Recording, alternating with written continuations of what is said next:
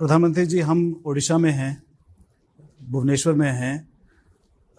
एक तरह से भुवनेश्वर, उड़ीसा जो है वो भी आपके लिए, बीजेपी के लिए बहुत महत्वपूर्ण राज्य है। ना सिर्फ लोकसभा के लिए बट विधानसभा की जो अभी इलेक्शंस होने वाली हैं। लेकिन बीजेपी का यहाँ पे कोई बड़ा चेहरा नहीं है। नवीन बाबू हैं, दिग्गज हैं, बहुत लोकप्रिय नेता हैं, तो उनका जो असर है वो बहुत ज़्यादा है। तो कैसे आप जीत पाएंगे उड़ीसा? चुनाव हम जीतेंगे जनता के विश्वास के आधार पर। हमारे पास कोई चेहरा नहीं है ऐसा आकर कहने के बावजूद भी आज असेंबली में सेकंड लार्जेस्ट हाईएस्ट सीटों के साथ दूसरी सबसे बड़ी पार्टी भाजपा है। लोकसभा में भी हम नंबर 2 पे रहे हैं और नंबर 2 से नंबर 1 पर जाने के लिए पिछले 5 साल मेरी पार्टी ने भरपूर मेहनत की है। दूसरा, उड़ीसा की जनता परिवर्तन का मन बना चुकी है।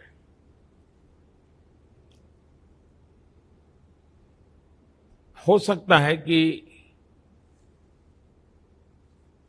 केंद्र के लिए पॉजिटिव वोट करें, लेकिन राज्य के लिए एक तबका जो है वो वर्तमान सरकार की एंटी इनकम्बेंसी को लेकर के नेगेटिव वोट करेगा। और मैं देख रहा हूं कि मैं जो रैलियों में जा रहा हूं, नेगेटिव वोट की तीव्रता ज्यादा है और इसलिए अब बीजेडी का बचना बड़ा मुश्किल है जी। अच्छा, अभी आपके 23 सीट हैं इस असेंबली में, 147 में से, तो कितना आपको लगता है आप कहां तक हम पहुंचे? 400 पार के लक्ष्य के साथ निकले थे और 4 चरण के चुनाव के बाद मैं विश्वास से कह सकता हूं कि हमारा अनुमान सही था, लेकिन हमारे अनुमान से ज्यादा जनता जनार्दन का संकल्प ज्यादा मजबूत था, जो हमें 4 चरण में नजर आया है और उसमें उड़ीसा का भी बहुत बड़ा कंट्रीब्यूशन होगा। उड़ीसा से बाहर निकलते हैं। आपका जो 400 का लक्ष्य है उसमें दक्षिण भारत और पूर्वी भारत में जो राज्य हैं उनमें जीतना बहुत अहम हो गया है आपके लिए। तो बंगाल, उड़ीसा और आंध्रा उसको मिलाकर आपकी क्या स्ट्रेटजी रही है और रहेगी इनको जीतने के लिए? एक तो हमारी स्ट्रेटेजी पूरे देश के लिए समान है। फिर एक बार मोदी सरकार और 4 जून 400 पार, तो उसमें कोई राज्य वाला कोई डिफरेंस नहीं होता है। दूसरा, ये भ्रम फैलाया गया है और थोड़ा मैं ज्यादा समय ले लूंगा आपका, लेकिन मैं कुछ विस्तार से बताना चाहता हूं। सालों से हमारे देश की ये जो एक इकोसिस्टम है, जो भांति भांति के नैरेटिव गढ़ती है और देश को गुमराह भी करती है, देश को तबाह भी करती है, और वो लंबे अरसे तक लगे रहते हैं। जैसे एक मान्यता थी कि भाजपा तो शहरी पार्टी है। अगर आप बारीकी से देखेंगे तो आपको ध्यान आएगा भाजपा गांव की भी पार्टी है। फिर नैरेटिव गढ़ा गया कि भाजपा तो उत्तर भारत की पार्टी है। गुजरात उत्तर भारत में नहीं गिना जाता, 25-30 साल से वहां सत्ता में है। महाराष्ट्र में हम कई बार सत्ता में रह चुके हैं। हम गोवा में लगातार 3 बार 4 बार से सत्ता पर हैं। हम कर्नाटक में राज कर चुके हैं। हम आंध्र में कभी पार्टनर रह चुके हैं। हम आज पुडुचेरी में ऑलरेडी सरकार में हैं। तो ये एक भ्रम फैलाया गया है कि भारतीय जनता पार्टी नॉर्थ। फिर एक भ्रम फैलाया गया है कि भारतीय जनता पार्टी पुरुष केंद्रीय सोच वाली पार्टी है। हिंदुस्तान की पार्लियामेंट में सबसे ज्यादा विमेन हमारे कार्यकाल में जीत करके आई और उसमें भी सबसे ज्यादा विमेन एमपी हमारे कार्यकाल में बने। हमारी सरकार के संबंध में हमारी पार्टी के लिए कहा गया कि तो बनिया ब्राह्मण की पार्टी है। आज सबसे ज्यादा दलित एमएलए एमपी बीजेपी के, सबसे ज्यादा आदिवासी एमपी एमएलए बीजेपी के, सबसे ज्यादा ओबीसी एमएलए एमपी बीजेपी के। तो एक जानबूझ करके भ्रम फैलाए रखा हुआ है।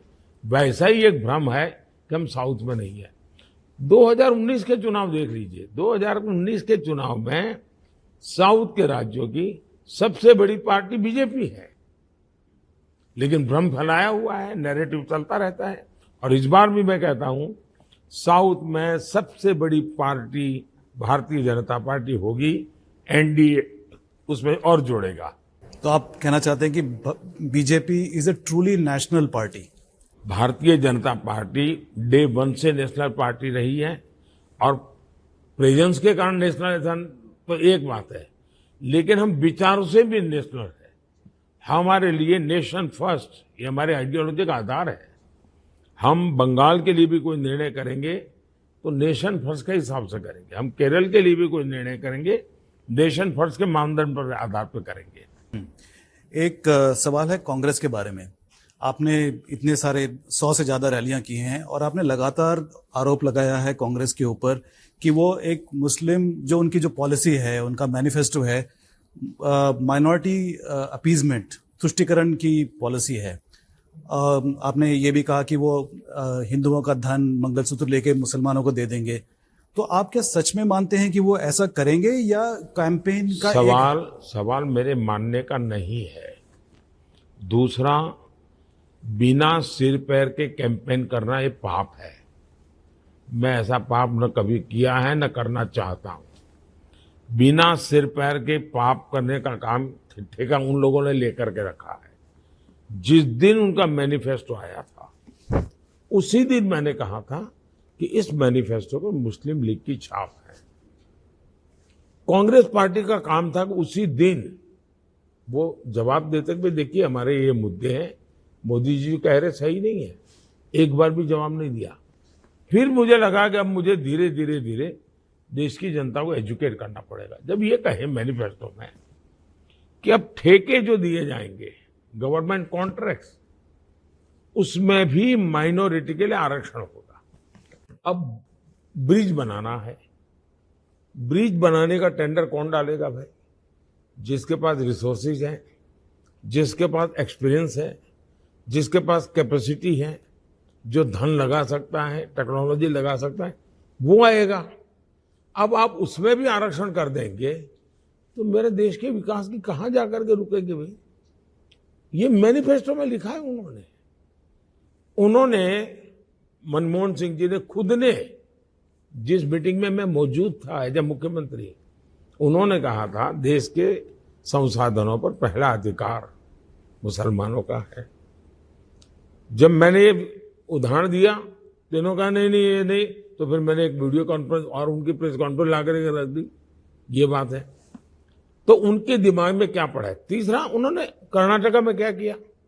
कर्नाटका में उन्होंने रातों रात सभी मुसलमानों को ओबीसी बना दिया और ओबीसी का जो कोटा था उसमें डाका डाल करके उन्होंने कर दिया डाइवर्ट।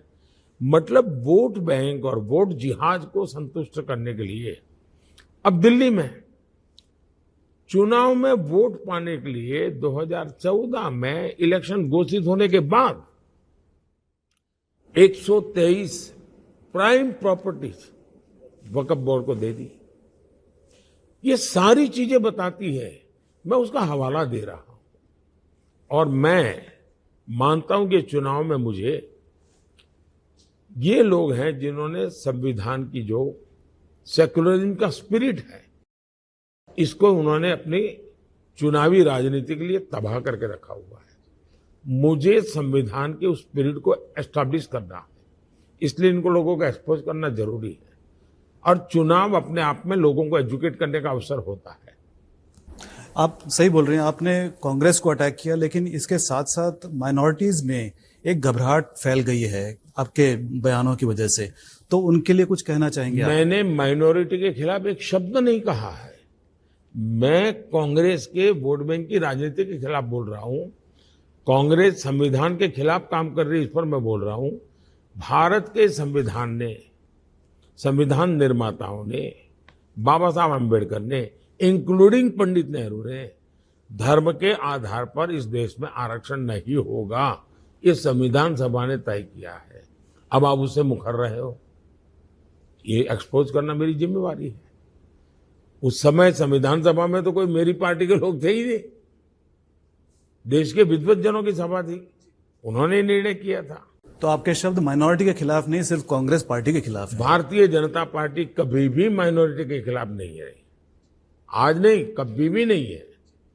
लेकिन हम, वे लोग तुष्टीकरण के रास्ते पर चलते हैं, मैं संतुष्टीकरण के रास्ते पर चलता हूं।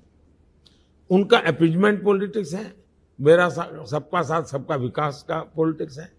हम लोग सर्वपंथ संभाव में विश्वास करते हैं। हम बेसिकली सबको साथ लेकर के चलना चाहते हैं। हम किसी को स्पेशल सिटीजन मानने को तैयार नहीं है, सब सिटीजन को समान मानने को तैयार है। एक सवाल है ब्रांड मोदी पर। आप एक मिनट के लिए भूल जाइए कि आप नरेंद्र मोदी हैं, आप पॉलिटिकल एनालिस्ट हैं। आप जरा एनालाइज करके हमें बताइए कि क्या वजह है ब्रांड मोदी की सफलता की। जहां मैंने इलेक्शन रैली कवर किए हैं, जहां भी जाता हूं सिर्फ मोदी नाम पर ही वोट गिरने वाले हैं, मुझे ऐसा लगता है। एक तो मुझे पता नहीं है कि ब्रांड क्या होती है, कैसे होती है, लेकिन मोदी का जीवन लोग देखते हैं, मोदी के काम को लोग देखते हैं। एक इंसान 13 साल तक एक अच्छे राज्य का मुख्यमंत्री रहा हो, 10 साल प्रधानमंत्री रहा हो, और उसकी 100 साल की मां सरकारी अस्पताल में आखिरी दिन बिताती हो, तो उस देश में ब्रांड की जरूरत नहीं पड़ती है। ये देश समझ सकता है कि जीवन कुछ और है। जब आप नेताओं के बगल में उनके भाई, भतीजे, चाचा, मामा, यही दुनिया देखते हैं। मुझ पर मेरे पूरे कार्यकाल में आरोप क्या लगा? आरोप ये लगा, बड़ा इंटरेस्टिंग है। मैं गुजरात में था और अमर सिंह भाई चौधरी, कांग्रेस के नेता, गुजरात के मुख्यमंत्री हुआ करते थे। बाद में तो चुनाव हार गए, मैं मुख्यमंत्री था। तो उन्होंने एक दिन आरोप लगाया कि मोदी के पास 250 पैर कपड़े हैं। मुझ पर सबसे बड़ा आरोप ये लगा। उस दिन मेरी एक पब्लिक मीटिंग थी। मैंने पब्लिक मीटिंग में कहा कि ये जो आरोप लगा है उसको मैं स्वीकार करता हूं, लेकिन ये हकीकत है कि उसमें या तो 0 गलत है या तो नंबर 2 गलत है, फिर भी मैं स्वीकार करता हूं। उनका आंकड़ा गलत है, फिर भी मैं स्वीकार करता हूं। फिर मैंने लोगों को पूछा पब्लिक में, मुझे बताइए भाई आपको कैसा मुख्यमंत्री चाहिए? वो मुख्यमंत्री जो 250 करोड़ रुपए की चोरी करता है, या वो मुख्यमंत्री चाहिए जिसके पास 250 कपड़े हैं? बताइए कौन चाहिए आपको? आपको वो मुख्यमंत्री चाहिए जिसके भतीजे 250 एकड़ जमीन सरकारी कब्जा करके बैठ गए हैं, वो चाहिए कि 250 कपड़ों वाला चाहिए? एक स्वर से देश, मेरे यहां गुजरात में जनता ने कहा हमें 250 कपड़ों वाला मुख्यमंत्री चलेगा। यानी उसके बाद उनके आरोप करने की हिम्मत नहीं रही। ये ब्रांड इससे बनती है। दूसरा, मैंने कहा है देश की जनता को कि मैं बद इरादे से कुछ भी नहीं करूंगा। मैं इंसान हूं, गलती हो सकती है, बैड इंटेंशन से कभी नहीं करूंगा। और दूसरा, मैंने कहा था कि मैं मेहनत करने में कोई कमी नहीं रखूंगा। मैंने देश को ये वादे किए हैं, जिसको मैं आज भी लेटर एंड स्पिरिट में फॉलो करता हूं। तो जो ब्रांड मोदी चलता जा रहा है, इस बार तो आप फिर से प्रधानमंत्री बनेंगे ही, अगले 2029 में भी लगता है कि आप ही बनेंगे? पहली बात यह है कि मैं बनने के लिए पैदा ही नहीं हुआ हूं, मैं कुछ करने के लिए पैदा हुआ हूं। और मेरा मिशन है 2047 में मेरे देश को विकसित भारत बनाना। कुछ मुझे करना है और उस करने के लिए मुझे जो करना पड़े वो करता रहता हूं। मैं कहता हूं ना, मैं बनने के लिए पैदा ही नहीं हुआ हूं, मैं करने के लिए पैदा हुआ हूं। बनना वगैरह तो जनता जनार्दन की इच्छा होती है। आपने अभी कहा कि 400 का लक्ष्य तो पूरा हो ही जाएगा। अगर इसी लक्ष्य से अगली सरकार बनती है, 400 सीट आपकी हो जाती हैं, तो जो सरकार होगी वो इस फाउंडेशन बनेगी कि आपके 400 से ज्यादा सीट हैं। इसका मतलब जो ऑपोजिशन है वो ना के बराबर रह जाएगी। क्या ये डेमोक्रेसी के लिए सही है? पहली बात ये है, लोकतंत्र में विपक्ष का सफल होना बहुत जरूरी है। लेकिन मैं 2014 से 2024 तक का मेरा अनुभव है कि दुर्भाग्य से हमारे देश का विपक्ष के रूप में भी विफल गया है। वो कुछ कंट्रीब्यूट नहीं कर पा रहे। हाउस में डिबेट होनी चाहिए, वो नहीं हो रही है। हुड़दंग करने के सिवा कुछ कर नहीं रहे। हम पार्लियामेंट में 2 लोग थे, लेकिन एक सक्षम विपक्ष की भूमिका अदा की थी और हमारा स्टॉलवर्ड लीडर एक भी नहीं था। फिर भी इतिहास में हमारी प्रेजेंस दर्ज है। क्यों? क्योंकि हम कंस्ट्रक्टिव काम करने वाले लोग हैं। डिस्ट्रक्टिव सोच हम रखते नहीं है। लोकतंत्र में चुनाव हो जाए उसके बाद हमें देश के हित में अपनी भूमिका अदा करें। दुर्भाग्य से कांग्रेस पार्टी एक ऐसी परिस्थितियों में आज जकड़ी हुई है कि वो किसी और की सरकार को स्वीकार करने को तैयार नहीं है। वे मानने को तैयार नहीं कि देश की जनता ने कोई और सरकार चुनी है। वो मानने को तैयार नहीं कि देश में कोई और प्रधानमंत्री बन चुका है। 10 साल हो गए हैं। जब तक ये साइकोलॉजिकल प्रॉब्लम उनका है, तब तक वो सकारात्मक रूप से सोच ही नहीं पाएंगे। सवाल है, नंबर का मुद्दा नहीं है, क्वालिटी का मुद्दा है। आप कुछ क्वालिटेटिव कुछ रोल तो कर सकते हो, नहीं कर सकते हो।